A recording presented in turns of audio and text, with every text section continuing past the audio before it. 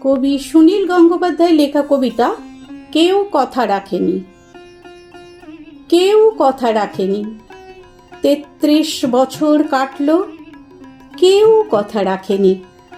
ছেলেবেলায় এক বষ্টমী তার আগমনী গান হঠাৎ থামিয়ে বলেছিল, শুক্লা দ্বাদশীর দিন অন্তরাটুকু শুনিয়ে যাবে।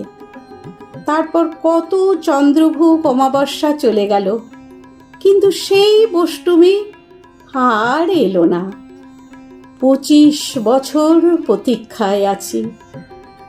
মামাবাড়ির মাঝি নাদের আলী বলেছিল, বড় হও দাদা ঠাকুর, তোমাকে আমি ৩ প্রহরের বিল দেখাতে নিয়ে যাব।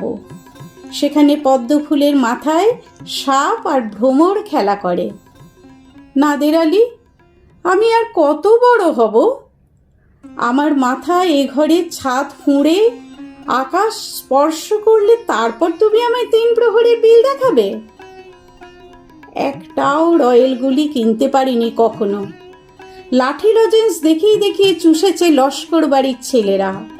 ভিখারির মতো চৌধুরীদের গেটে দাঁড়িয়ে দেখেছি ভিতরে রাস উৎসব। অবিরল রঙের ধারার মধ্যে সুবর্ণ কঙ্কন পরা ফর্সা রমণীরা কত রকম আমোদে হেসেছে। আমার দিকে তারা ফিরেও চায়নি।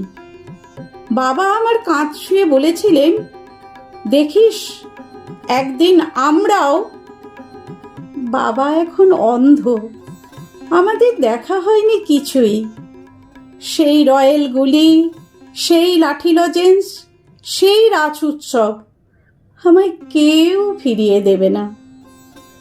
বুকের মধ্যে সুগন্ধি রুমাল রেখে বরুণা বলেছিল, যেদিন আমায় সত্যিকারের ভালোবাসবে সেদিন আমার বুকেও এরকম আতরের গন্ধ হবে।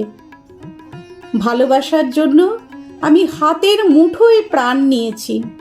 দুরন্ত ষাঁড়ের চোখে বেঁধেছি লাল কাপড়। বিশ্ব সংসার তন্ন তন্ন করে খুঁজে এনেছি ১০৮টা নীলপদ্ম। তবু কথা রাখেনি বরুণা। এখন তার বুকে শুধুই মাংসের গন্ধ। এখনো সে যে কোনো নারী। কেউ কথা রাখেনি। ৩৩ বছর কাটল, কেউ কথা রাখে না।